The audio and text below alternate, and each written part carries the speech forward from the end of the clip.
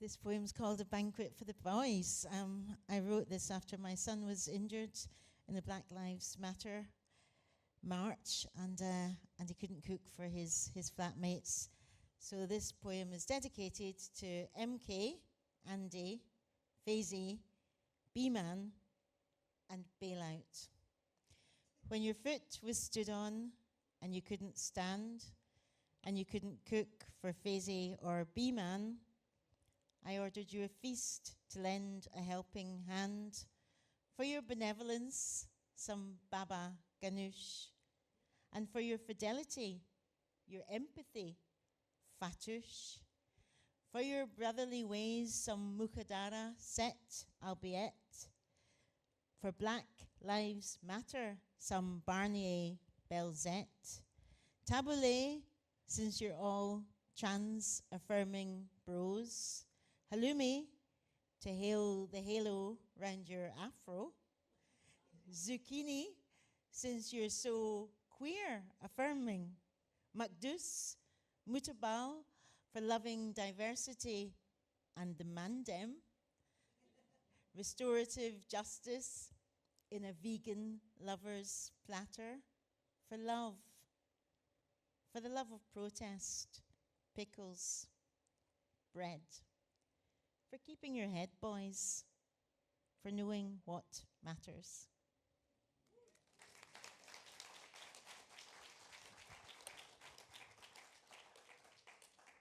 Thank you, Jackie Kay, for getting Poetry and Protest off to such a tummy-rumbling start.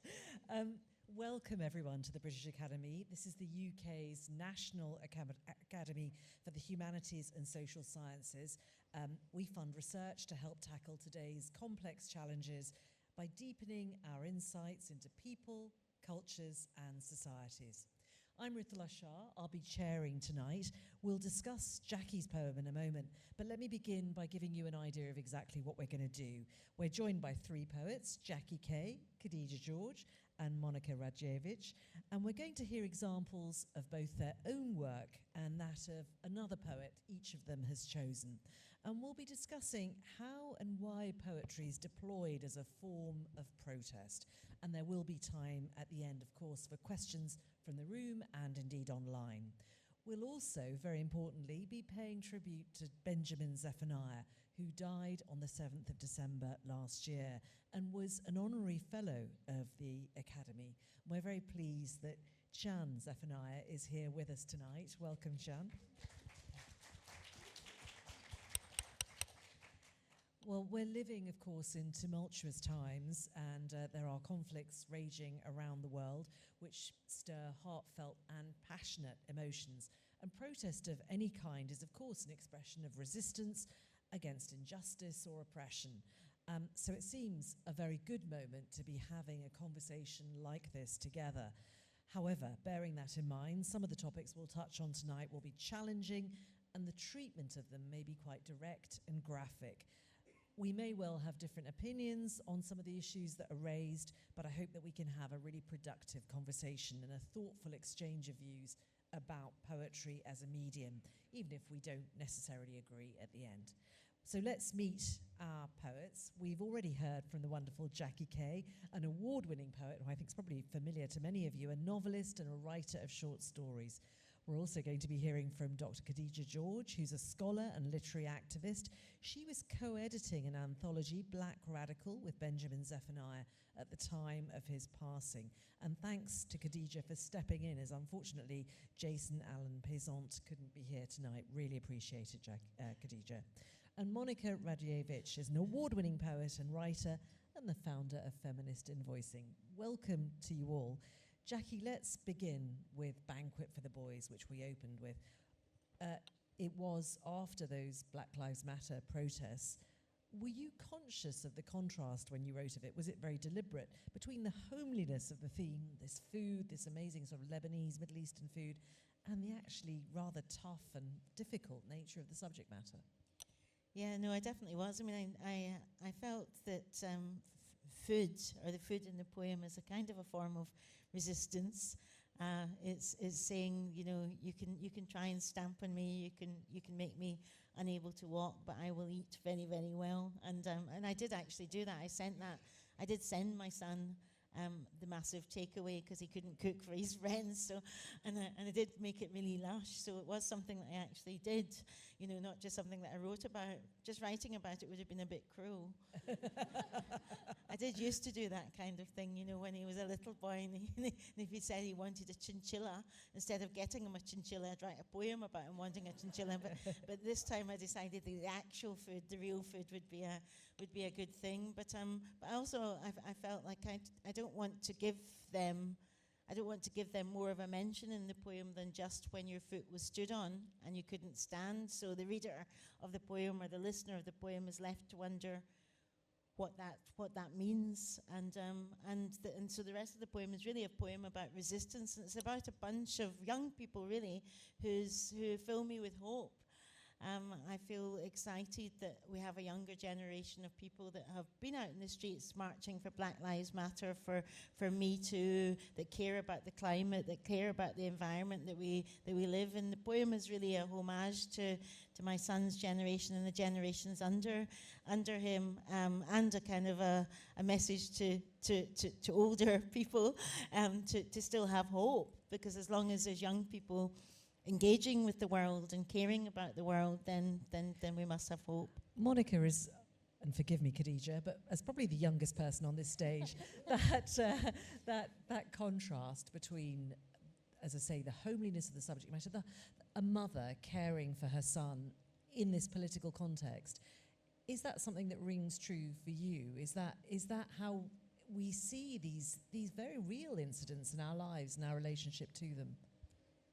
I mean, I think it's so heartwarming to hear Jackie say that, because I guess from the other side, it can feel much harder to have hope, and it can feel, I guess, a lot more tumultuous when, I guess, when you're, I don't want to say when you're younger, but I think it's really comforting to know that there are people looking back and feeling hopeful, because sometimes when you're in the thick of it, it can feel a little bit hopeless, and there was so much joy in your poem. There was so much resilience in it, and there's so much resilience in joy itself, and so it's so wonderful and heartwarming to hear that.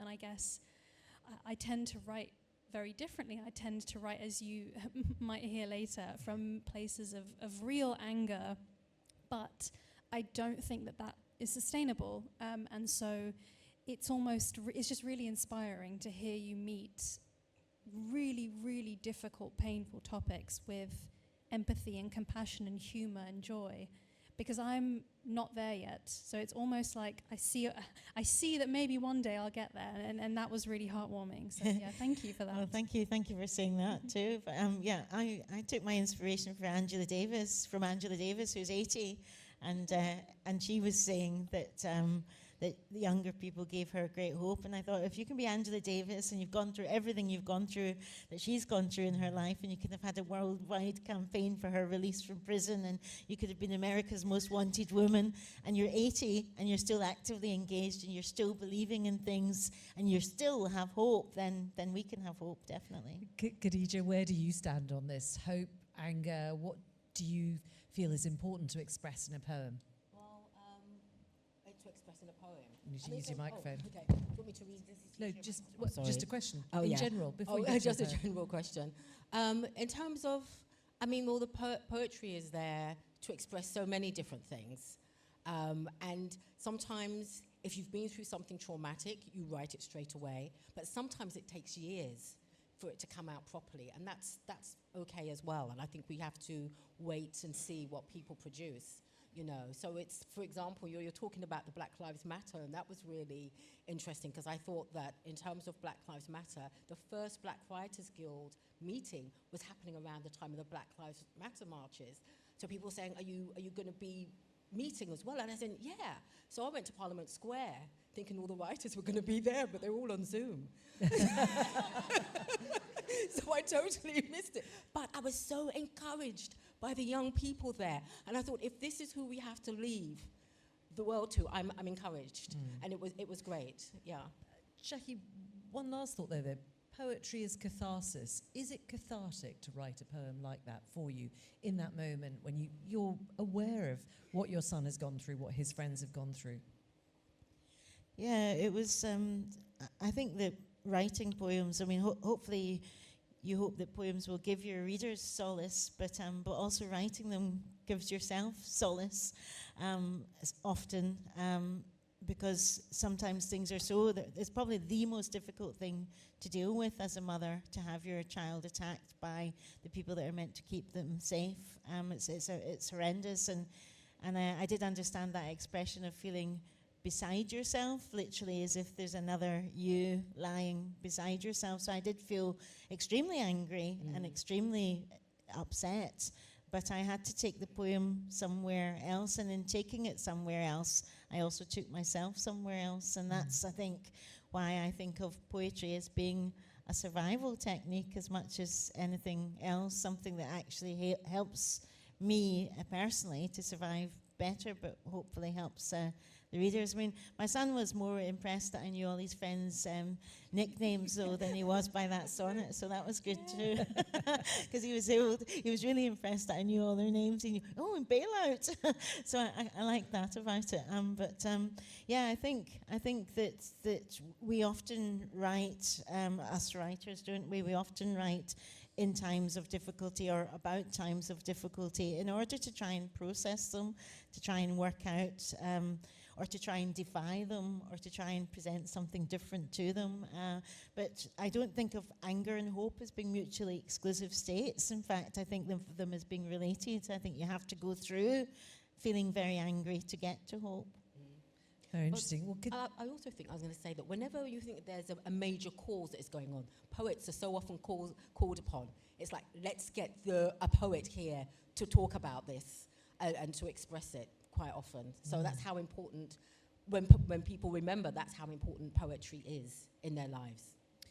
So Kadija, I am going to invite you to read the next poem, because I think there's lots of things that we can pick up from this conversation about that. I'll let you introduce it. Okay. The poem I'm going to read is called Joy Gardner, 1993. And it's a poem from a collection called The Healing Next Time by Roy McFarlane. So this is a statement, a quote at the top of the poem. I couldn't believe that human beings could be so cruel to another human being. You know, it makes you cringe to hear, as a mother, of what they did to my daughter in that sitting room. Tape up my daughter. That's from a public meeting for Joy Gardner in June 1995. 13 foot of tape. Adhesive, sticky tape. A body belt, chains, handcuffs, and tape. Bounded her, taped her, tied her up. Taped her head like a mummy for the hereafter. And right here, after she ceased to breathe, they made a mixtape. Longer than any tape measure could measure. Police, judiciary, and hospital taped together. A tapestry of events, and kept a corpse alive until they could taper their stories to a rounded tip. A mother is bounded by the red tape of officialdom until things taper off. But a mother lights a taper in the darkness until my tears will catch them. My tears will catch them. Thank you.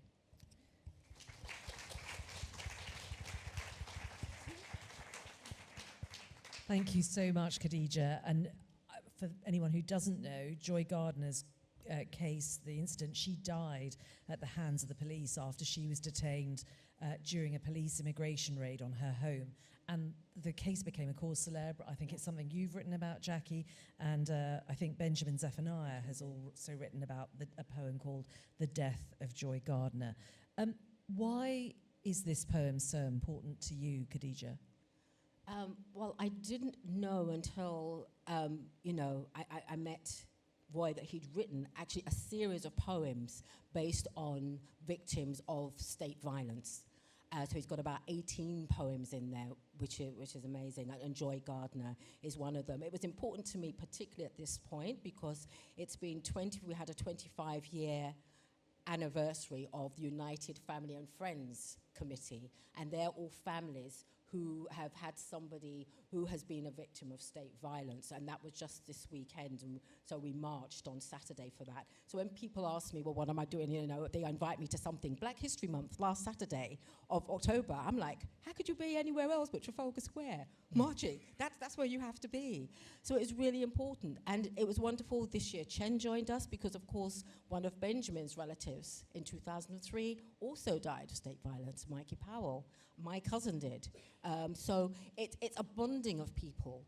It's like, as they say, one of those clubs you don't want to belong to, but we are. But so much work, poetry has been written, again, and by Benjamin as well, about this situation, about specific people, and this is a way of remembering not only Joy Gardner, but all people who've suffered at the hands of the state in this violent way. And Jackie, something that the contrast, in a sense, between your poem and this is much more directly kind of visual about events, about what actually happened. There's very, very vivid images, police, judiciary and hospital taped together, a tapestry of events, and kept a corpse alive until they could taper their stories to a rounded tip. I mean, it's incredibly visceral, isn't it?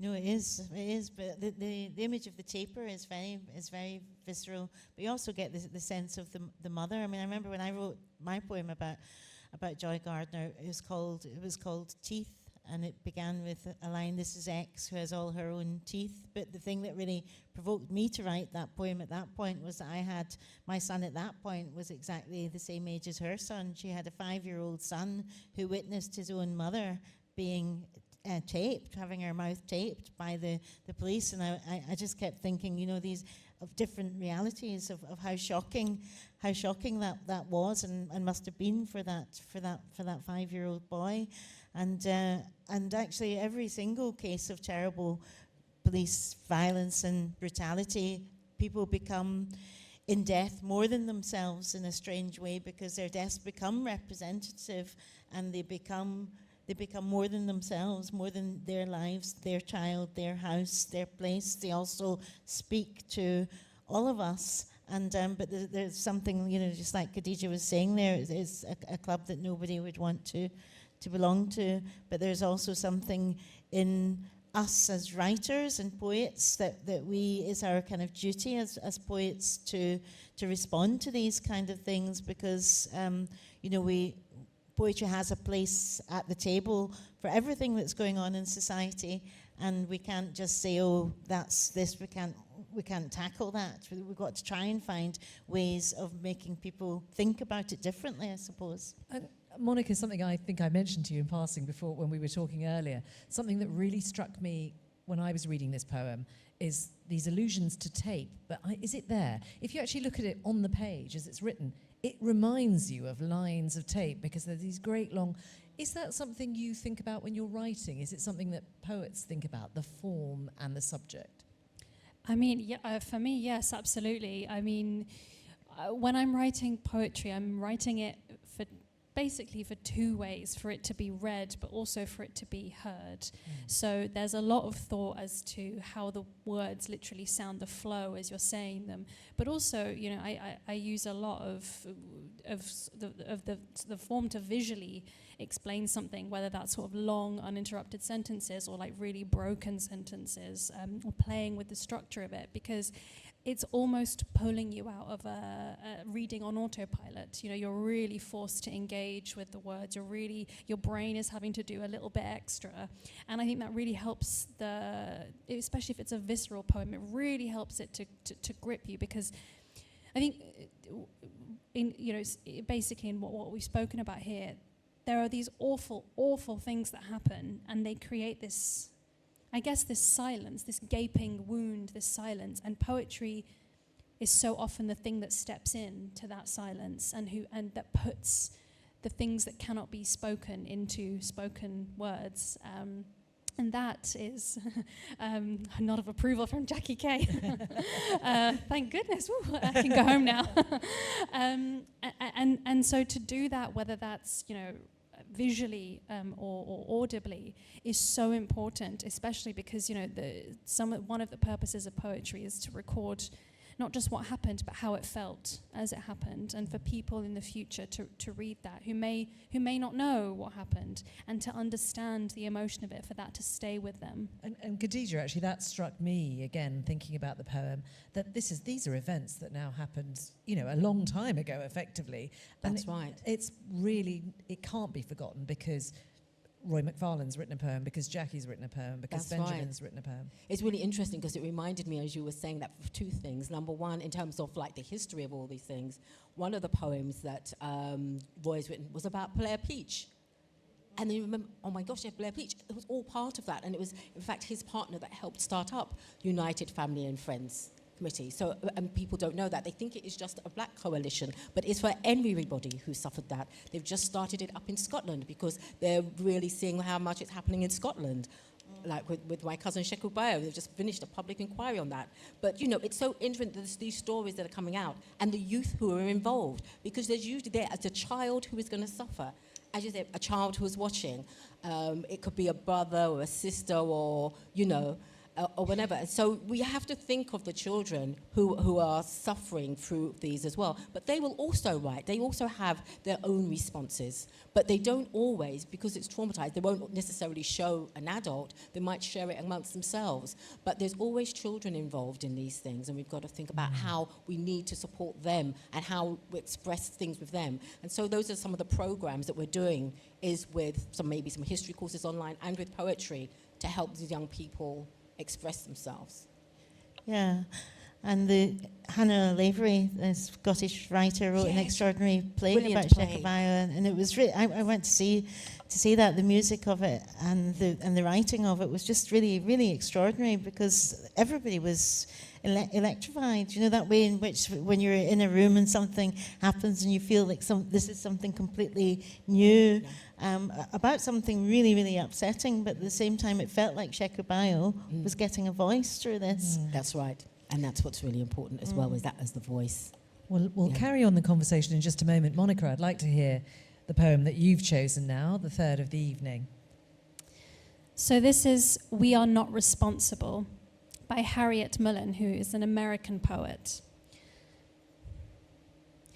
We are not responsible for your lost or stolen relatives. We cannot guarantee your safety if you disobey our instructions. We do not endorse the causes or claims of people begging for handouts. We reserve the right to refuse service to anyone. Your ticket does not guarantee that we will honor your reservations. In order to facilitate our procedures, please limit your carrying on. Before taking off, please extinguish all smoldering resentments. If you cannot understand English, you will be moved out of the way. In the event of a loss, you'd better look out for yourself. Your insurance was cancelled because we can no longer handle your frightful claims.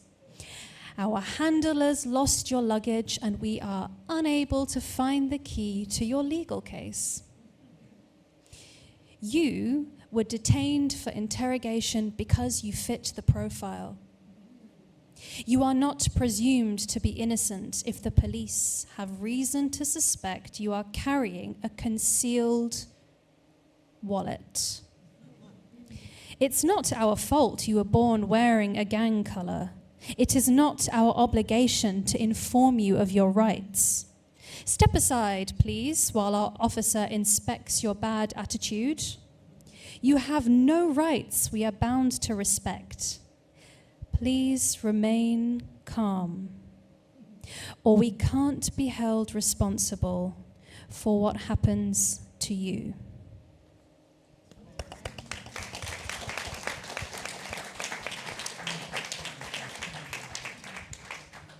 There is a fabulously dark humour to that poem. What struck you about it? Why did you choose it?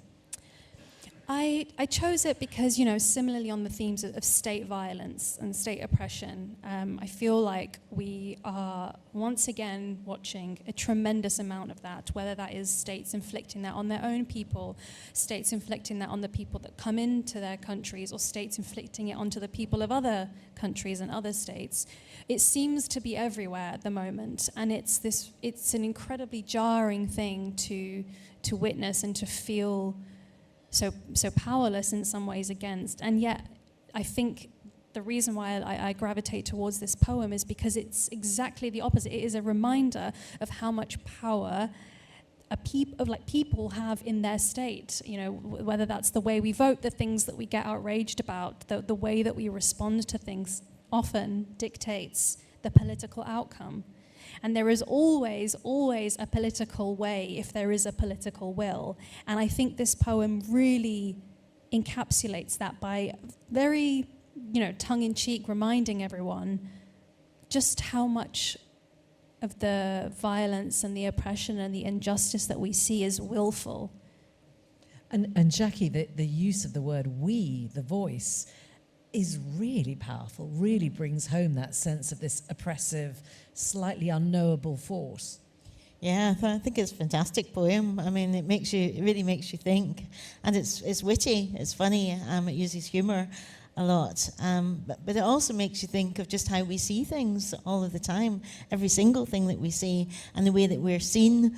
So both of those things, how we see things and how we're actually seen, is the poem's core. And I think it's what we deal in all the time when we write. We're thinking about how we're seen, and we're thinking about what we can do about how we're seen. We're thinking about the ways in which how we're seen gets stereotyped, and all of the different stereotypes that attach to that, and the power that attaches to that. So that the poem kind of addresses all of these things in as you say, a tongue-in-cheek way, but it's also kind of galling too. So I think that's the ways of seeing. John Berger wrote a wonderful book about ways of seeing in the 70s, and I still think about that a writer's kind of primary first job really is to make people see things differently, or to make people have a sense of recognition and think, oh my goodness, that's true. And Kadija, on this question of voice, when we hear your poem a little bit later on, it's very personal, and we can talk about that then. But the we in this, how important is it to you that there's a disembodied nature to that we in Harriet Mullen's poem? I didn't even think I didn't feel disembodied from it. First, I've got to say thank you for introducing me to this poet. Didn't know about her. And even the title of the collection is interesting. What's the title of the collection? Do you remember? Something to do about Sleeping with the Dictionary. Yeah. I just didn't even think the title. It's a beautiful title, isn't it? I was just so, I suppose because I've either been involved or know people who've been involved in such immigration situations, I was just felt very part of it. I just love the way the poet uses the language as well. And like you said, Jackie, that dark humor, it's kind of dark, not dark, slightly twisted and amusing almost, just in the way that other people will see it. So it's almost like if you thought this person was an illegal, as they use that term, which I just don't believe in, an illegal immigrant, this is what they are suffering. This is what they're dealing with. Is this illegal? No. This is what people are having to dealing with. So at the moment I'm using a term a lot because when I'm also do some teaching in schools of miscarriage of justice and try and bring in other things to let them see. So I'm kind of think I'd love to see some poems about the post office and Mr. Bates. Do you know what I mean? Things like that. Just as well, because it's going to remind people past the TV program what this is about and some of the things that people are going through. And I think things like that are really important to see in verse. Yes, it makes it very tangible, doesn't it, in a way that perhaps it isn't always. There was a really good quote I saw, Monika, from Harriet Mullen, where she says, "I feel that I need to write in order to know what I think and what I believe. It's a way of keeping in touch with the inner landscape," which speaks to some of what we've been saying. But again, is that something that you relate to as a writer? Yeah, I say it in a much less poetic way, but I often say that I write. Sure you don't. No, I really do. I mean, I say that I write in order to make sense of things. So it's exactly that. And also another reason why this poem, why Harriet's work was so personal to me, is that I come from, both of my parents are immigrants, and it's been such a, since 2016, it's been such a different landscape. And obviously I was younger, now I'm much more aware of it as I'm older, but the amount of hostility that has always been there but has really bubbled to the surface, and the way that people seem to be very comfortable displaying that hostility towards, you know, people who I love the most, has been, it's really changed my view of this country and how comfortable I feel here. And there is something, again, that there is something that underneath that poem that points to this sense of real discomfort and real unease, and that's something I'm moving through. And a lot of the poetry that I write, I have a poem called Patriot, which kind of explores 2016 and the impacts of that and the Brexit vote. So again, just like Harriet, I wouldn't possibly compare my work to hers, but I do write to make sense of things. Jackie, do you write to make sense of things? No, absolutely. I think that's the reason. That's the reason I write, to make sense of the world that we live in and your place in it, and to try and understand things, to try and get to know yourself a bit better and the people around you a bit better, and how things work a bit better. But yeah, like I said earlier, I don't think. I know it sounds dramatic to say, and I'm a bit of a drama queen, but I don't think that I would be alive if I didn't write. I feel like ever since I started writing, which was as a really small child at 12 years old, writing became a survival tool, and I can't imagine my life without being able to do that. And I think that's true for a lot of people, whether it be writing or whether it be something else creative that they do. I mean, there's a line in Toni Morrison's Sula where she says that without a creative outlet, Sula's creativity turned to destruction. So she had creativity, but she just didn't have a way of expressing it, and so she becomes isolated.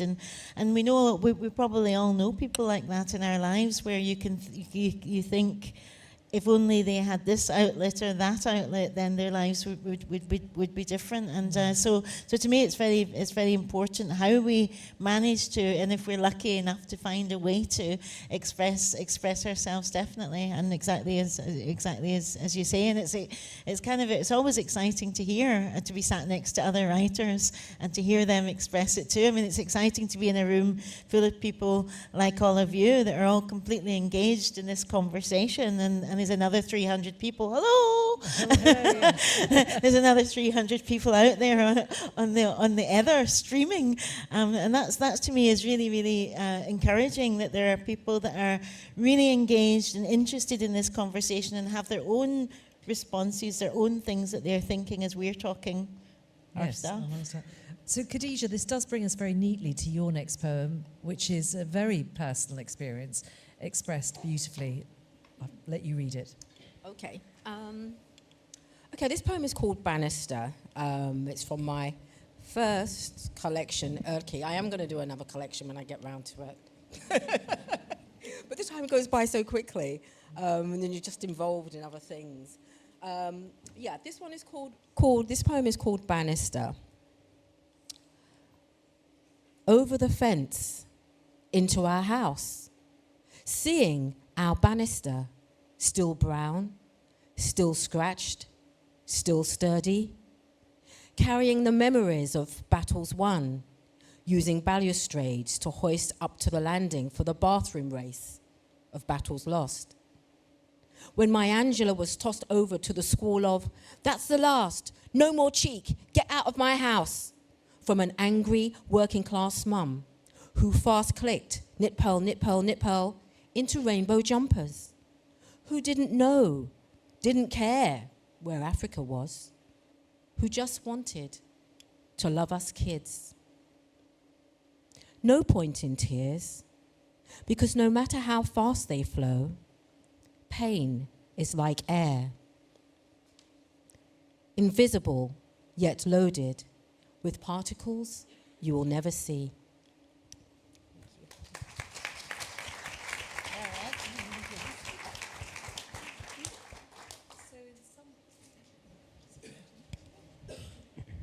Do you want to? It's better, it's back. So in some ways, so far, we've been talking about big kind of state oppression, police oppression, global affairs. This is a very personal poem. Tell us about the context. It is personal in the sense that it's the first time I've ever read it in public. But also, I just wanted to reflect on voices that we don't hear. I mean, it is a very common, very typical thing with a lot of West African families when they came to Britain, that they would privately foster their children. And so, you know, you'd have a child from, well, as my parents, from Sierra Leone, and you'd be living with an English family. For me, it was in Kent, and so they were all over the place. And why would they do that? I knew nothing about this. Partly it was almost like back home, if you've got a child up country who needs to go to school in the city, for example, and you've got a relative there, and it makes sense. Then your child will go and live with your relative, and you know, and they called it, you know, and they could call it like a Annie. What do they call it? Like men picking. They're men picking, mending the child. You're mending the child. You're taking care of the child. So that was very typical, but they didn't have those people here. So of course you put your children, you want to mend your picking very well with the best people possible, and who better than white English people? And the fact that they were working class, and the fact that they may have spoken better English than them was not the thing. It was like, my child is with an English person. They're going to grow up learning English. They're going to go to school learning English, and that was very, very typical. Unfortunately, sometimes the children were abused. Sometimes they would get left for a long, long time. But the parents they were obviously think they were doing their best. I was very lucky. I was with my brother and my sister, and we were all with the same family. That didn't happen with a lot of families. But things don't always go well. And you've got to think of what happens when you then take that child away from where they've been raised, thinking that's their family. And you go, Jack is nodding her head. And then they have to go and live with their parents. What kind of trauma is that? Mm. And they don't have a choice whether or not they go. They don't have that choice. They're just taken. And so many things we miss out on the rights of the child. And that's one of the things I wanted to bring out, is that we often forget the rights of the child and the voice of the child. So that's Jackie. Yeah, did you see that amazing documentary, White Nanny, Black Child?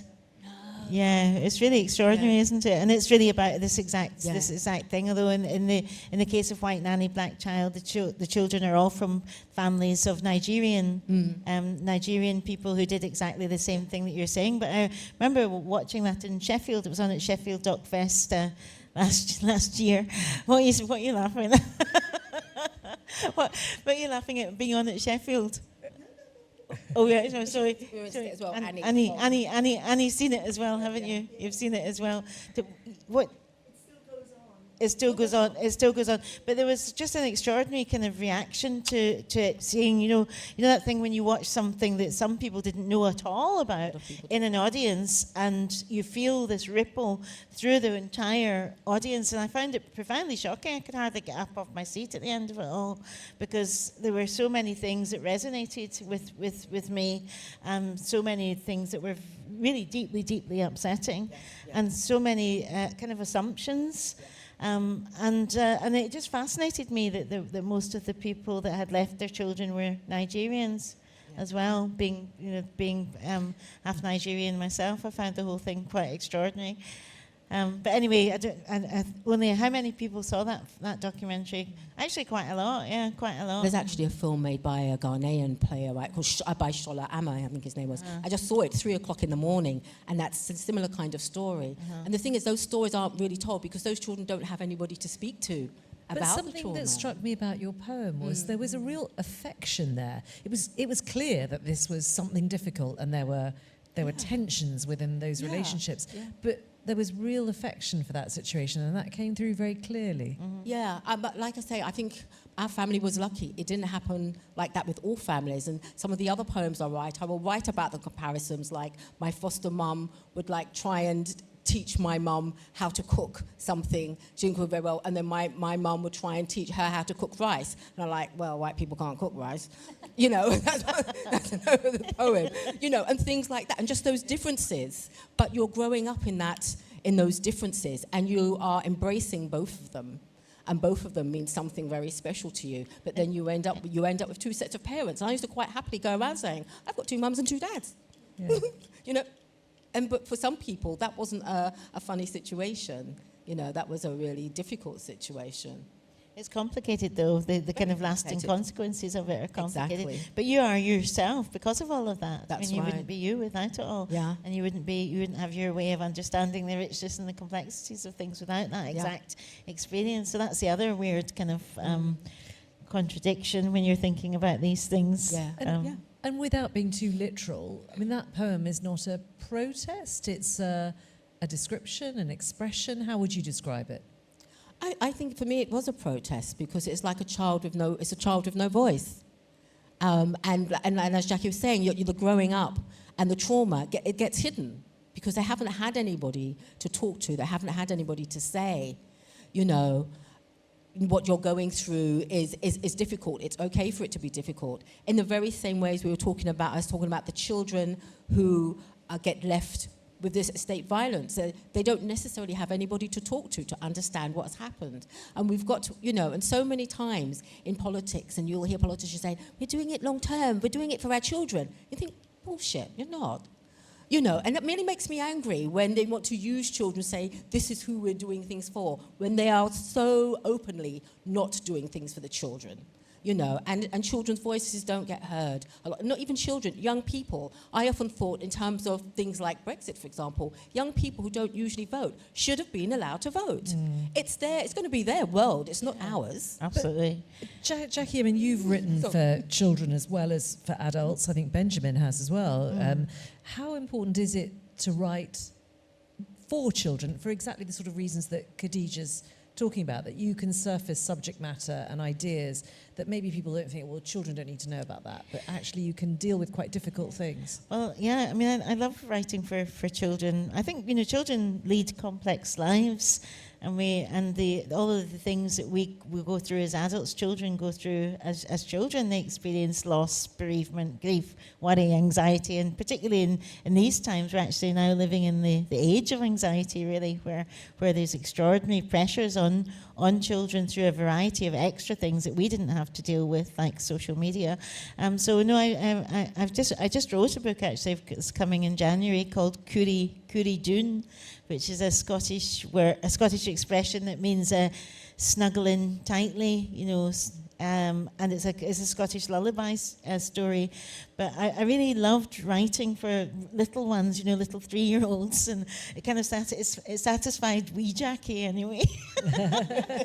It was very good fun for wee Jackie, because that's the other good thing about being a writer is, in a sense, you're having a conversation with yourself through all the different ages, and by the time you get to be 63.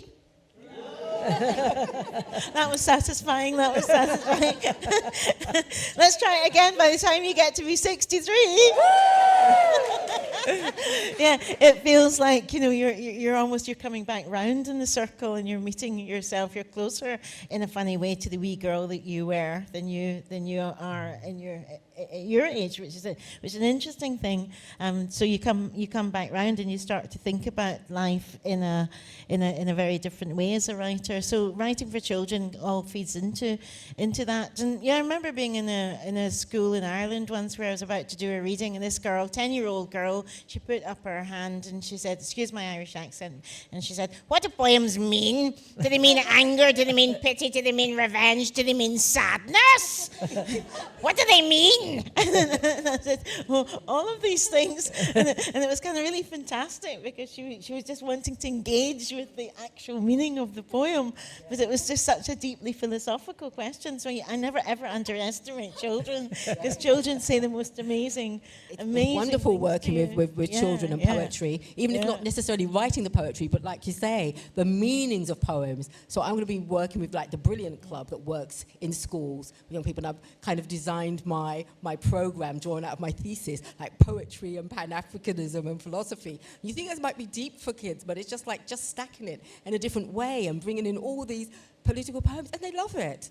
They really, really do. And I just, you know, I don't want them to feel that they have to write poetry if they don't want to, but just see how poems are used in everyday world. And even so many artists these days will be using works from poets. as Beyonce does, for example, and etc. And I love the way that's been happening. Exactly, and it's great. I heard lines from Audre Lorde's "Listening for Survival" in a music the other day.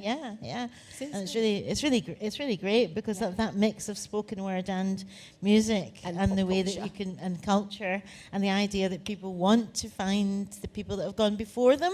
They want to know, Black people want to know, we want to know our history, we want to know who the pioneers were. You know, it's really no surprise to me that Audre Lorde's kind of experiencing a renaissance. She's actually better known now than she was when she was alive. Interesting. Well, Monika, I have stereotyped you as the young person in this conversation, for which I apologise. I'll take it, it's fine.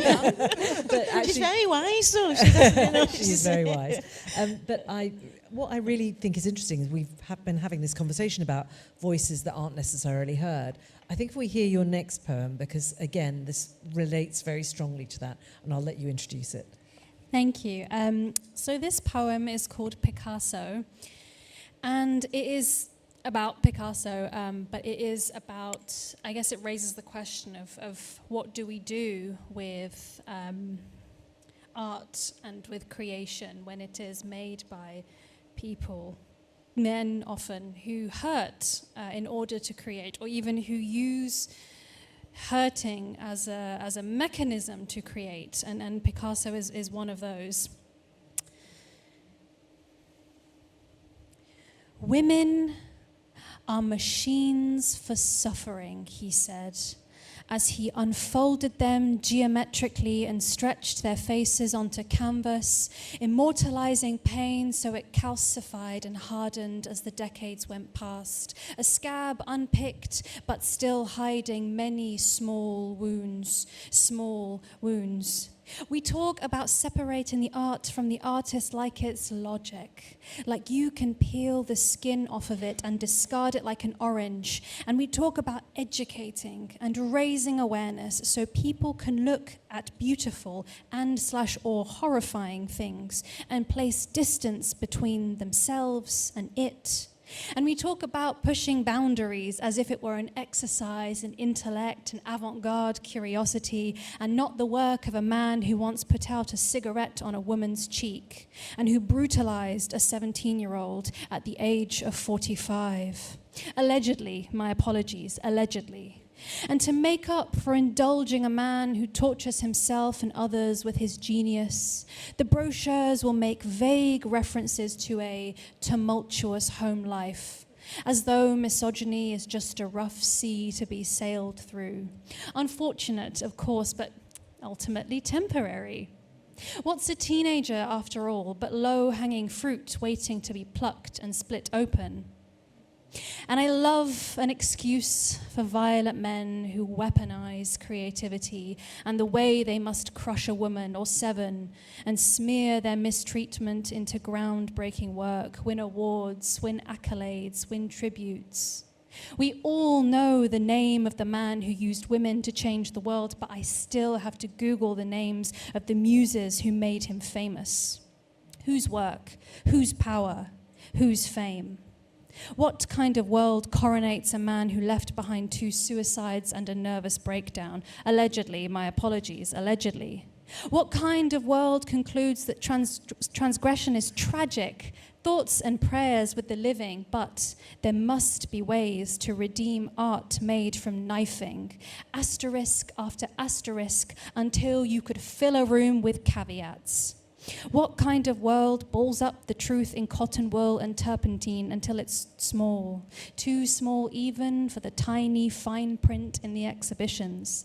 Picasso the legend, Picasso love, fame, tragedy and genius, Picasso of Guernica, the truth sayer, the corrector of injustice. Picasso, the artist who bled women onto tarpaulin and promised to burn them. Picasso, the abuser who warned us after all when he said so tenderly, every act of creation begins with an act of destruction. Thank you.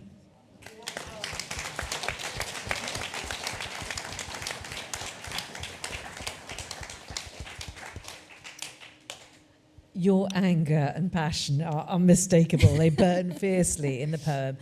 what actually made you write this? Was it Me Too? Was it a celebration of Picasso's life? Was it a particular painting? Yeah, it was exactly that. I think it was last year, it was the 50th, something like that, the 50th year of his passing.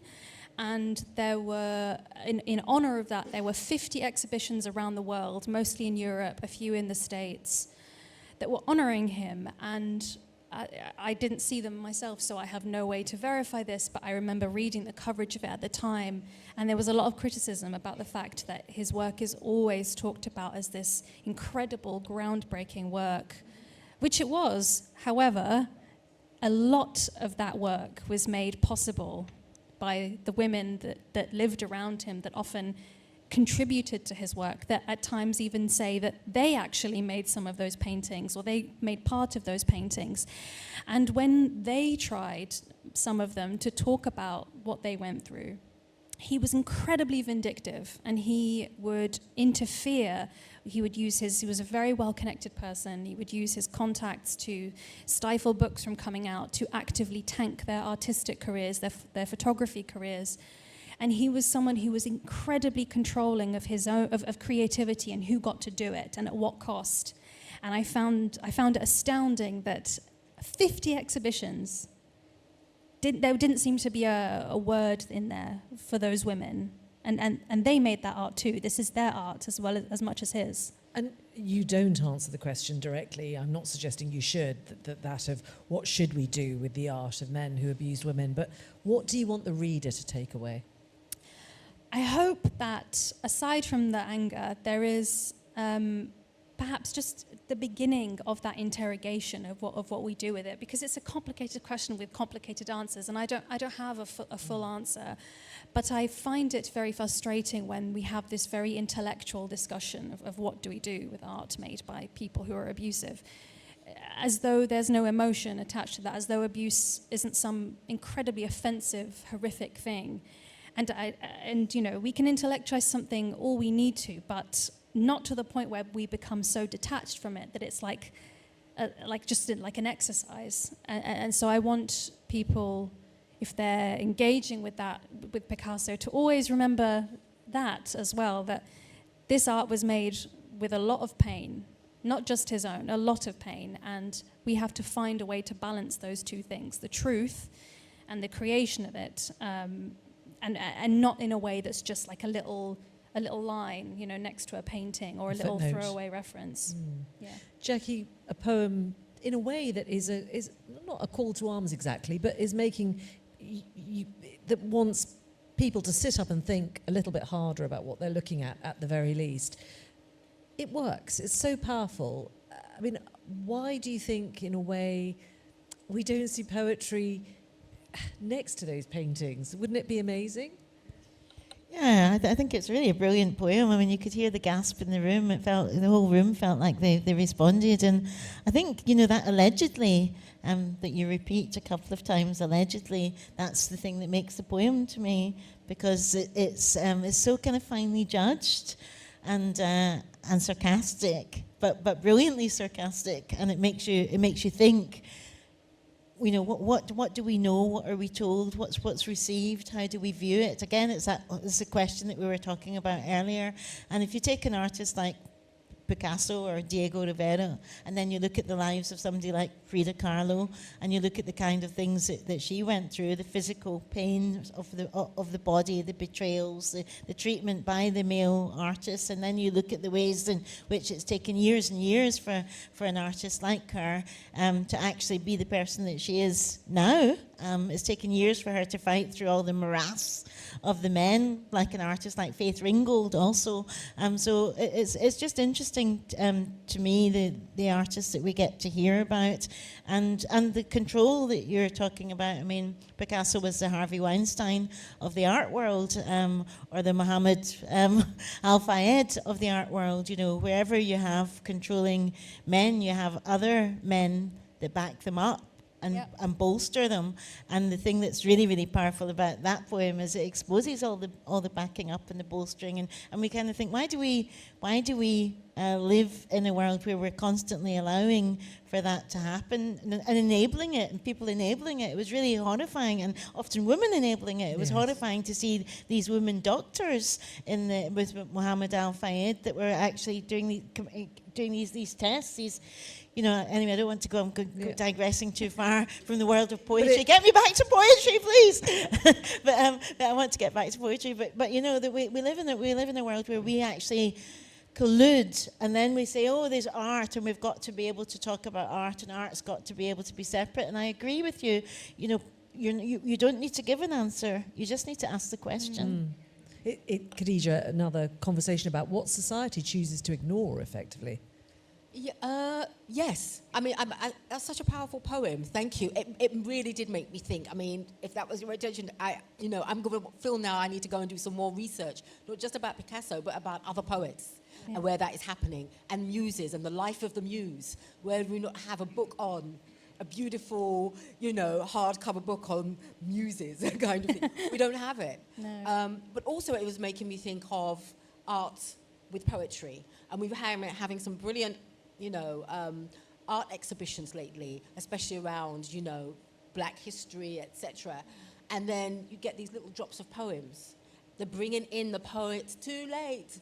The poets need to be at the beginning of these exhibitions, at the start, when they're first putting them together, to really make some powerful statements. So I think they're missing a trick, and it's wonderful bringing in poets, but they need to be brought in much earlier, because there could be almost whole collections brought in of this work. We ain't no afterthought.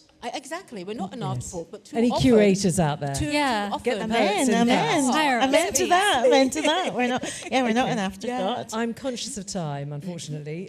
So Jackie, let's hear your final poem, the final poem of the evening, final poem of this part of the evening. Yes, so I'm going to stand up. Stand up for Audrey. I think that could be an expression, couldn't it? That could enter the lingo. Stand up for Audrey. I like it. I might say it 3 times just to make sure it goes in with everybody. Stand up for Audrey. Yay! Yes. Yeah, I was really lucky enough to meet Audre Lorde when I was in my 20s, and then I became friends with her, and stayed friends with her. And she stayed in my house actually when she lived in London, when she came to London for a while for the first International Black Feminist Book Fair, and I drove her around London, driving Miss Lord, and it was really great, stopping off at Stamford Hill to the bakeries there, and her getting various different cakes, and then driving down to the Africa Centre, and she was just an extraordinary human being. This poem I really love because it actually mentions something that you were talking about earlier about silence, and silence, absence. They're just as kind of potent in a way as presence and speaking out. And the message of this is a really quintessential Audre Lorde message, which is really that your silence won't protect you. Lots more I could say about Audre Lorde, but I'll stop now because I think we're running out of time. For those of us who live at the shoreline, standing upon the constant edges of decision, crucial and alone, for those of us who cannot indulge the passing dreams of choice, who love in doorways, coming and going in the hours between dawns, looking inward and outward at once before and after, seeking a now that can read futures like bread in our children's mouths, so their dreams will not reflect the death of ours. For those of us who are imprinted with fear, like a faint line on the center of our foreheads, learning to be afraid with our mother's milk, for by this weapon, this illusion of some safety to be found, the heavy-footed hoped to silence us. For all of us, this instant and this triumph, we were never meant to survive.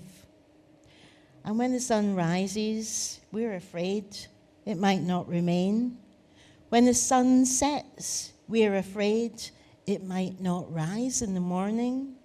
When our stomachs are full, we're afraid of indigestion.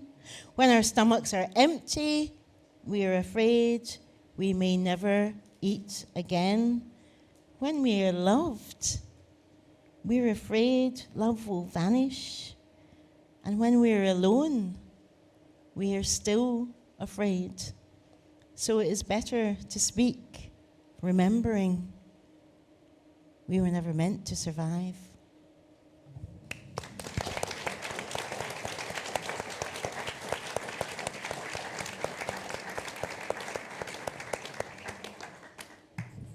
Jackie, there's real pain in that poem and that repetition of we were never meant to survive. I found that really quite almost overwhelming. Is it an expression of how the personal is so political? Yeah, I mean, I think the personal is political and the political is personal as well. And I think that people often don't switch them around, but Audre Lorde was somebody that would have switched them around and would have understood how the political world impacts on your personal life and vice versa. But she was just a real pioneer. You know, when people use the term pioneers kind of loosely, but it was really accurate to say that about her, because she was somebody who was very interested in defining and self-defining, so as other people couldn't do it for her. Somebody who talked to white feminists about being racist, somebody who talked about class and black people in class, somebody who talked about being a lesbian and a warrior and a mother, and somebody who really embraced the contradictions, so-called contradictions and complexities of people. And she was really, really powerful in that way. And she was somebody who was interested in the natural world and geology, and interested in different forms, and interested in the body's relationship to the land, and interested in the way in which our own health is affected by the political land that we live in. So her books, from the Cancer Journals to Zami to Chosen Poems Old and New, which I've got here, an old copy of that, to The Black Unicorn, to Sister Outsider, writing across forms from essays to memoir to poetry.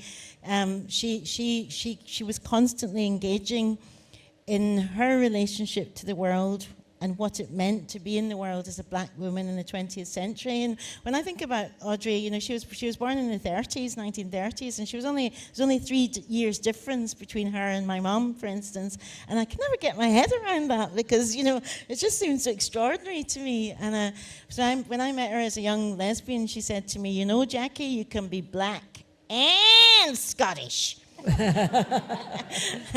You don't have to choose. And it was really fantastic for me to meet somebody that said that. And it kind of she changed my life, but she changed the lives of loads of us, because she made us feel like we could be possible with all of our, wherever we came from, and all of the different ways that we could be possible. I am going to open it up to all of you for questions, but Kadija, just one last question to you, if I may, which is this question of biography. Jackie's just described very beautifully all the things that Audre Lorde sort of embodied. We heard your poem, Bannister, which is obviously about a personal experience which has wider resonance in society. That personal experience for you as a poet, how important has that been in your writing? I think it's important to anybody. Yeah, it has been important to me. I think it was my first collection. It's almost like a first debut novel. You're going to draw on the personal stories. But in my next book, it's still personal stories, but it's linked to more things outside of my family. But this one was important because it's only when I looked back on it afterwards, and I did it 10 years ago, called Urki, which means homeland in Nubian language. It's like the migration of West African people. At the same time, people were coming on the Apapa and the Oriole and the Accra from West Africa. At the same time, the Windrush was coming in. But you don't hear about those stories. And it's almost like people from West Africa, it's almost like we've been forgotten or we didn't exist, that we came in at that time. So I had to write that story. And it's only when I looked on it afterwards thinking, oh, this is my migration story, or my parents' migration story. I wrote about grandmothers who I didn't know, but it was very important that those grandmothers were in the story, because as well, it's very typical, I know, in West Africa, that a Muslim marries a Christian. So what? You just have more holidays to celebrate, and you do that. So one of my grandmothers spoke no English, and one of them, she spoke a halting English. So I had to write a poem just in Creole and, just to kind of reflect where my different kind of parents were coming in. So all of those things are very important, not just for me. And then once the poetry book got out there, people said, but this is my story as well. So even though it can be very personal, you're not the only person with that. Elements of it will be just you, but so much of it will be somebody else's story. And they're so pleased that you're telling their story, but it also then encourages them to tell their story. It's fascinating that conflation of the personal and the universal, I think, is always really interesting. Typically. Right, I'm going to stop wittering. Yes, lots of questions. There are roving mics, I believe. So there's a gentleman there. Thank you. Thanks very much for a remarkable reading. I'm reminded by the poet's discussions of the personal being political that I think almost 24 years ago, the Observer newspaper published the poet Tom Paulin's poem, Killed in Crossfire, where he wrote, "We are fed this inert, this lying phrase as a Palestinian boy in white t-shirt and jeans is gunned down." And Jackie, your poem has its own comfort food, Middle Eastern comfort food. And I wonder if the renaissance, in some ways, of the Black Lives Matter movement is Palestinian lives mattering. And I wonder also if it is an accident that the food in your poem is Middle Eastern. Thank you. Jackie. Well, it's a nice question. Tom Paulin was great. Do you remember the Late Show that he used to do? He used to talk on that television. BBC Two. Yeah. Before or after Newsnight, I forget. Yeah, and it was amazing because I just always used to want Tom Paulin to be on. And my dad would watch it, and if it wasn't Tom Paulin, he'd go, "Oh, Christ, no Paulin this week." Disappointing. Nobody can talk about things like Paulin. But yeah, it wasn't a coincidence to me that the food was Middle Eastern in the poem. I'm glad that you picked up on that. That was definitely deliberate. I wanted the food itself and the choice of food to be another message within the poem without pointing it out. That was very, very important. My son went to his first, he's a documentary filmmaker, but his first film was about Palestine called Over the Wall, and he went there in his 20s, so about 15 years ago, and he came back really changed by the entire experience, and that had a huge impact on me as well. And what we're going through at the moment, and what we're actually all living through, is impacting all of us. Is just it's actually difficult to try and find the words. The other night I did an event near where I live in Hume in Manchester, a Palestinian night for Gaza, and it was in an old theatre which held hundreds of people on one level and up the top as well. And Nina Simone had actually sung in that theatre, I was told. So that was quite, you could almost feel the energy of the place, and it made me think that everything is connected. Nothing is not connected, and the more that we can make the connections, and instead of making all the separations, the more that we can make the connections, the better that we'll be as a society and as a world. More questions? Yes, lady at the front here.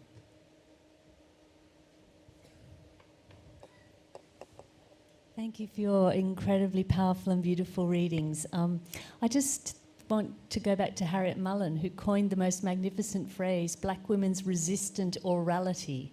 And that's something that she, I suppose, embodies in her work. And I wondered, if I may ask you, Jackie and Kadija, apologies, Monika, if I could just think about black women's resistant orality across the diaspora and how that sort of works as a sort of political poetics, in a way. I do, but I was going to follow you. But I don't mind answering first. I hadn't heard since the night. Well, sorry. Oh, thank goodness people didn't hear that drone. Okay, that's a really good question, Deirdre, except I hadn't heard that phrase from Harriet Mullins before, I must admit. Would So you just repeat it for us, actually? It's I've been teaching it for years because my black women students absolutely adore it and often write essays using it. Resistant orality. resistant orality. I suppose that's what it is, isn't it? What we're doing is resistant. Not just resistant, I think it's, what's the other word I would use? I wouldn't say it was resistant, because that makes me feel, I don't know, I don't know if I would use that term myself, really. I would probably think of something else. Is it the idea of resistance through words? Yes, it is resistance through words, but I think that it's not specific. I don't know if I'd make it that personal, because for me, the resistance, again, is like the protest. So I don't know if I'd make it that personal, if you understand what I mean. I'd use it for so many things, that resistance, yeah. Jackie? Oh, I think it's your turn now. Because I just answered before, so can't be speaking all the time. I mean, what could I possibly say to that? I think what I will say, I feel like I can only speak from my experience here, is that everything significant and substantial that I have learnt about systematic inequality and intersectional inequality and poetry, I have actually learnt from black women. And I don't know if this idea of resistance orality is I'm not familiar with the term, and I don't know if it's literally the resistance in an oral retelling or spoken word. But what I will say, the only thing I feel like I can say is that if anyone here is interested in poetry, if anyone here wants to go off and read poetry and doesn't quite know where to start with Audre Lorde, start with black women poets, start with Elizabeth Acevedo, start with Harriet, all of whom understand the layers of inequality far better than many of us here in this room might understand it. And I don't know if that answers your question, but to be frank, I don't quite understand your question, but I'm going to go home and Google it. I'm going to be on the train frantically learning that, but thank you. I think, the interesting thing about phrases like it's resistance orality or any intersectionality or any particular academic, if you like, expression, because that expression is rooted in a notion of academia, but coming to academia from a different place, I think, and I think for me, I try and let other people make up the terms like that, and stay clear from them, stay as far away from them as possible, and just because it's not my job to think of what it is I'm trying to do, I just don't think it's my job. It's my job to write the poems and have other people respond to them and say what it is that they think. But when something smacks too much of a kind of an academic type expression, I find it really hard, So I remember one time my first experience of that was being in a sixth form college in Bristol where they were teaching the adoption papers, and I'd forgotten my own copy of my own book, so I had to borrow the teacher's book. And there was all these wee notes down the side, which was fascinating. It was a bit like reading gossip about yourself, And I got to one and it said, "Punctuation seems all wrong." Did you ask her for a copy? Yeah. And then they asked me all sorts of questions, like, we noticed that you've used cherry blossom a lot in this book. Is this to do with the Japanese sign of regeneration? And I said, it's the only tree I know the name of. But it was just really interesting. I think expressions like that are tricky. They're tricky in so many ways because there's so many different approaches. I love the fact that your students love it, but it's funny, Jackie, when you say that. I was invited to a class that was discussing my poetry, and they were asking me about the religious icons within the poetry and this, that, and the other. I'm like, religious what? I just didn't notice it. Like I said, I'll maybe write about my grandmothers and the religion there, but I didn't do it purposely, consciously. It was just there. So it's very interesting to see the way that the students saw my work. But that was kind of enlightening and nourishing in a way, yeah. But I mean, Deirdre here ran a really wonderful course at Goldsmiths, and Goldsmiths, so I think we should give you a clap for that. and it was one of those courses that changed people's lives, and it's really appalling that it's not around. So that's we need to be oral about. Shall we have another? We've probably got time for one more question, very briefly. Yes, there's a lady here at the front. Oh, was this? Or did I ignore somebody? Let's take two very quickly. Go on, but we'll need to be brief if that's all right. Quick question. Thank you all. And do you feel the weight of responsibility that poetry can save lives and does save lives, or do you relish or cherish that responsibility? All right, and one more over here. We'll take both, and you can answer. So the weight of responsibility in poetry, and there was one more here. Question for Jackie. Just recently with the race riots that happened over the summer, as someone who's mixed race, I just wonder how you process that in your poetry when you're looking at, two different sides of your culture, and how you make sense of that, and how you, I suppose, level with it in some way. Because obviously it's very much part of your identity. So if you could just talk a little bit about that. Thank you. Okay. Well, Jackie, do you want to go first? Or I'll come to you at the end. Monika, do you want to go first? The weight of responsibility as a poet. I mean, in brief, I think if I were to get into the implications of that, I would probably never write again. What I will say is that it's a privilege to be able to write that, and also to be able to be heard. There are probably many, many poets out there whose work goes with them. Many poets, some of whom are on our screens, and we never get to hear them or see from them. So it's a privilege. Kadija. I don't see it. I mean, I'm a bit like Monika. I think I think I see it as a privilege. I don't see it as a weight at all. I do think writers should be responsible, because people are listening to their words and taking from their words. So I think if some writers say they're writing for themselves and they're writing for their readers and they don't want to be responsible, that is their prerogative to say that. But I think you should need to be aware that your words are making an impact. Otherwise, why are you writing? Or if you don't want them to make an impact. And I'm happy if they do. I'm happy if people come up to me and said, I read this 4 lines of your poem 10 years ago, and it either changed my life for me to write or just made me think. I think that's brilliant. Fantastic. Jackie? Yeah, no, I agree. I think it is an amazing thing if your poems can have an impact on people's lives and make them feel accompanied, and make them feel like they're not alone, and make them feel like somebody's understood them. I think that's the poet's job too, to be sat with you on your train journey, or with you in your bed, or with you in your toilet. This is all beginning to sound a bit weird, but but you get my point. Is the idea that you're, if poetry is something that you carry around with you, that you carry it around in and out of all of the different places that you're in your life. And so for me, the biggest and the most moving thing is when people do come up and tell me exactly what Kadija was just saying, when they do come up and say, this meant this to me because of this. But to the other question that you asked just to me, thanks for that. Sorry.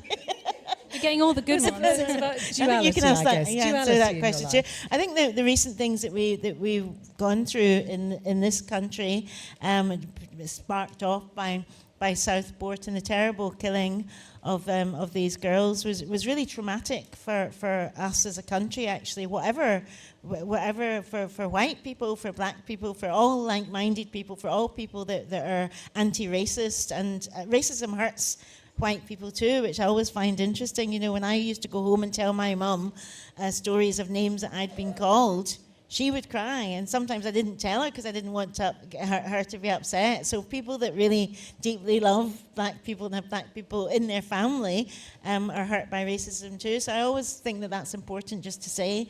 And it's a strange thing to feel like on the one hand you're suddenly made unbelonging of a country that you felt that you had got to the stage of feeling relaxed enough to take belonging for granted a little bit, that those events happened and they suddenly made you feel, even walking down your street, that there was a kind of a tension, a whole different atmosphere, and it was deeply upsetting. I mean, we're still not over it, because it's only really a few months ago.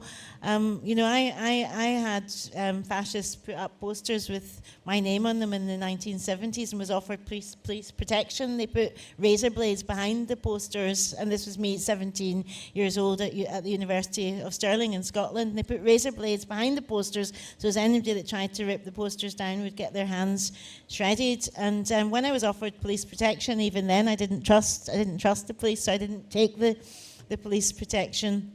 But it did make me feel very, very exposed and very self-conscious. But then I also had the experience of going to Nigeria for the first time and thinking that other Nigerians would kind of welcome me, and of people saying to me, "Oh, Igbo," and me thinking that was them saying Igbo and going, "Yes, my father's an Igbo." And then I realized that, oh, Igbo is a pidgin word for white woman, and that kind of horrified me too. And so that idea of actually of feeling, where is it exactly? Do you belong is something that I do write about. Okay. A lot, and something I talked about in a document. There was a documentary about me on recently on the BBC, and I talked about that there. Oh, thank you. Oh, that's terrible. Sounds like I was fishing, but I nearly wasn't. I just wanted people to know if they hadn't seen it. But anyway, thank you.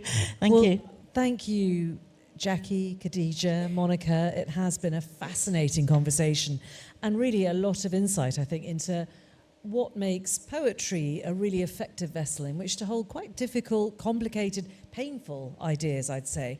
We are going to move on to the next part of tonight's event. I'm really honoured to be here as we mark the life and work of someone who has made us think and often actually made us smile as well. Benjamin Zephaniah was an honorary fellow of the Academy, a pioneering poet, writer, musician, actor, a BAFTA winner, and really a national treasure, I think it's fair to say. Well, this event felt like the perfect moment to pay tribute to him, and we'd like to invite his wife, Chen, and to the stage to join Kadija, and they're going to say a few words.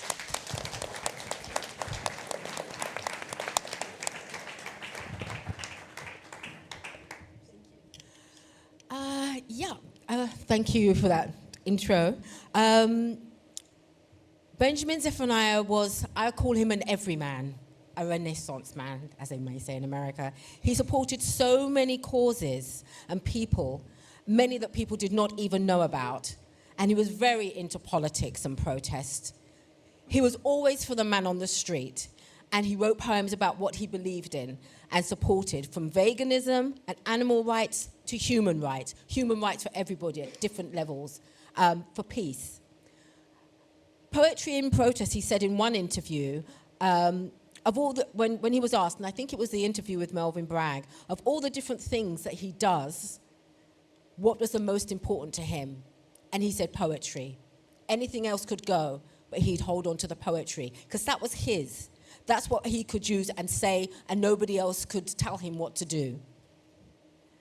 Poetry gave him his freedom in so many aspects of his life, and freedom to say what he wanted to say and what he wanted. I was very fortunate, as I think had been alluded to. I was working on a book with him before he died. It wasn't just before he died, it was like 10 years. We were just both so busy, we would just come back to it every now and then and have these very long conversations about 11 o'clock at night about what was going in the book. And it's called Black Radical, and it's going to be a history of black people in Britain, told through poetry. And so that is going to be published by Dialogue Books, spring 2026. And I'm so honored that I can still carry on his work like this. I think it's very important. I think when Chen invited me to the house and into his office, it was one of the things on his board. He still had a list of things on his board that needed to be done. And he says a little tick by Black Radical, like, this better get done. So I thought, okay, I better get that done, and I will. And we talked so much about it, but I'm just following with what he wanted. So that is a very true representation. So even though we're working on it together, it was his idea, And he just knew that I was just doing all like the admin and everything types of things on it and bringing everything together. And the kind of generous person he is, people could see how generous he was. You know, from the schools he would work with, loved working with children. We were went to a library on Monday, children, a group that he worked with 10 years ago. And one of those young men in that group is now going to be published by Penguin next month. Can you imagine? That's the kind of impact he had on people. And so the kind of person he would just be so generous. Even with me, when we first started the book, he'd say, oh, Kadija, you know, I know my surname is with a Z, but you know I'm going to come first on the book because I'm more well-known. I said, well, of course. Otherwise, we're not going to sell the book, are we? You know? But by the time we were moving on with it, he's going, we have equal weight in this book. You've done just as much work on it as me. This is equal weight. So he just said, go ahead and do what you need to do. I trust you. It's our book. It's not my book that Kadija is helping me on. This is our book. And that's the kind of generous person he was. He was always like that. And that's why so many people love him. Just put it simply. That's why so many people love him. Chen. Yeah. Thank you. Hello, I'm Benjamin Zephaniah. I'm so glad to be here because I noticed some old friend coming here, and I know some new friend and some online friend. Hello. Well, first off, I want to share a story with me and Benjamin. Actually, this is the first time I tell this story. You know, Benjamin loved Bob Marley. Before I met Benjamin, I didn't know him. And we met in China. He was eagerly want me to come to England. And he told me, I'm old. I don't want to wait so long. I want you to be my girlfriend. I didn't answer him so clearly. I just said, yeah, let me think about it. So after I stayed here for a period of time, I went back to China. On the way back home, he sings a song, which is Wait in Vain. Yeah, I don't want to wait in vain. Oh, I don't know how to sing the song. Benjamin always laugh at me. And by that point, you know, my English was so bad. I didn't know what it means. So I went back to China and I searched online. And then I feel how strongly he wants to be a relationship with me. And we talk a lot in China. And then he invited me back again. Then I answered him, yes, let's keep in relationship. That's the story, yeah. Yeah, well, you know the story, him with Bob Marley. When he was younger, he wrote a letter to Bob Marley. And Bob Marley replied to him, he said, wow, what did he said? He said, well, it's kind of like, what exactly he said? It's actually encourage him. You are the future of the British, the future's musician or poet. So he was encouraged by that. And luckily, he lost the letter.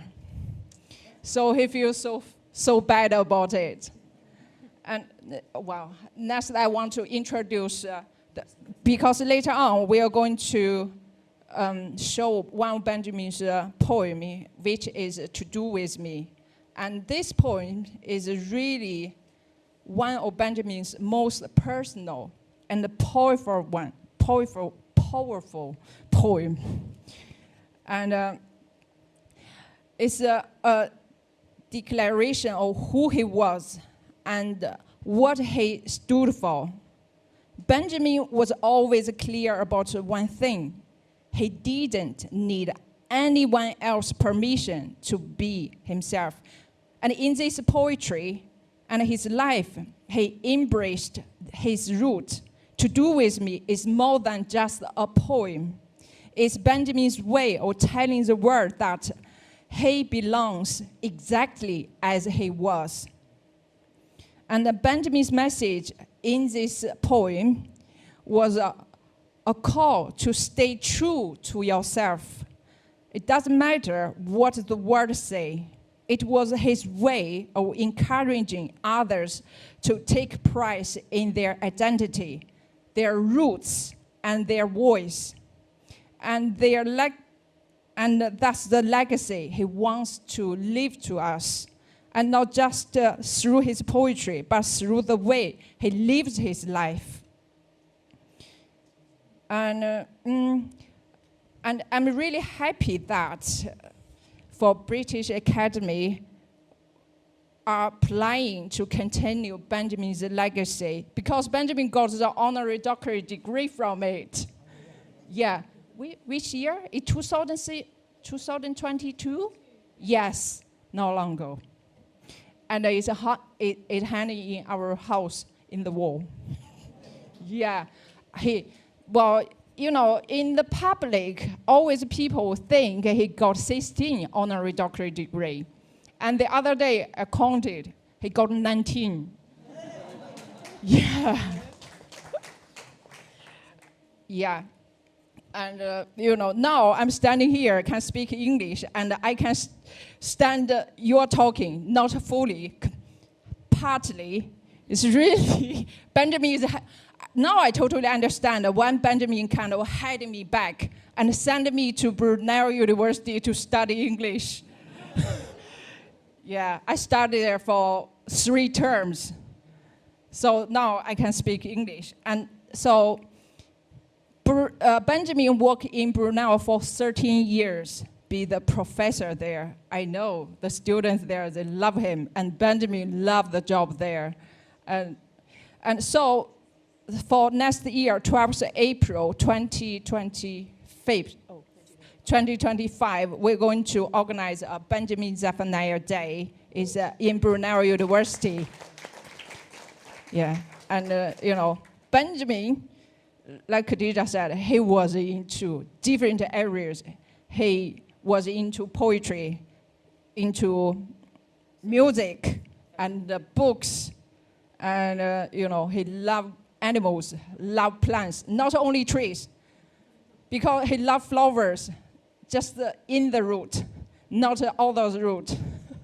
And he loved animals. We like the flowers because he said, you know, the flowers can attract the bees, because, you know, for the last few years, the bees, they are dying. We need to plant some flowers to feed the bees. Yeah, for the bees. Yeah, I did it. Both myself and Chen, we've been in conversation with the British Academy, and we're really pleased that they're helping us to continue his legacy in a really strong way. So watch out for that, what's going to happen. Thank you. Yeah, thank you. I think Sab, where are you? Sab is organizing this one. Oh, there. Hello. Brilliant. And are we going to? Thank you. Are we going to hear? I think to close tonight, Benjamin Zephaniah with To Do With Me.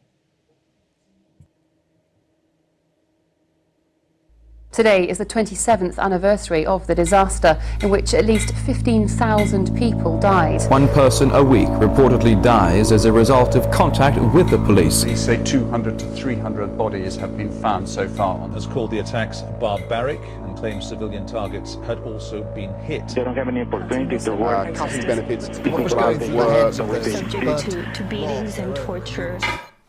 There's a man beating his wife, the woman just lost her life. They call that domestic strife. What has that got to do with me? Babies are buried on the floors in a church behind closed doors. I don't know the bloody cause. What has that got to do with me? I've seen all the documentaries and there's nothing I can do. I've listened to the commentaries. Why should I listen to you? If I'm told to go, I vote. If I need money, I strike. If I'm told not to, then I won't. I want the best deal out of life. The fit cannot go jogging because there's someone out there mugging when they should be spreading loving. What has that got to do with me? Me and you must just stand back because they're gonna bomb Iraq. It's a surgical attack. What has that got to do with me? I just want to live my life, mate. So just leave me alone. Why should I fight the state when I am trying to buy my home? I just want to earn my bread, guy, and feed my family. You may starve and you may die, but what has that got to do with me? Poets are dying in Nigeria or forced to leave the area. Multinationals are superior. What has that got to do with me? And in somewhere Stan I've heard that she can't say a word and he must grow a beard. What has that got to do with me? What has that got to do with me? I'm just this guy from Birmingham and all I want to do is live good in the hood. It's got nothing to do with me. I'm just your average football fan and some foreign teams are very, very good.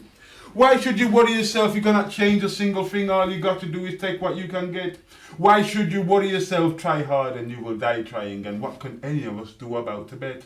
I see 1 million refugees on 20 million TVs and I think, who the fuck are these? What has that got to do with me? Hurry up, I've got no time. Don't you mess with what is mine. Yes, I've signed the dotted line. What has that got to do with me?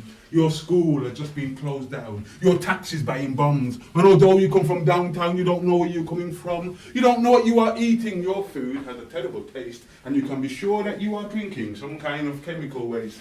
There's a price upon your head, even though you're newlywed. A police just shot you dead. What has that got to do with me? And down in the police station, they are killing the black nation. But that's normal race relations. What has that got to do with me? What has that got to do with me? What has that got to do with the man upon the corner that is selling guns so we can kill each other as we rave?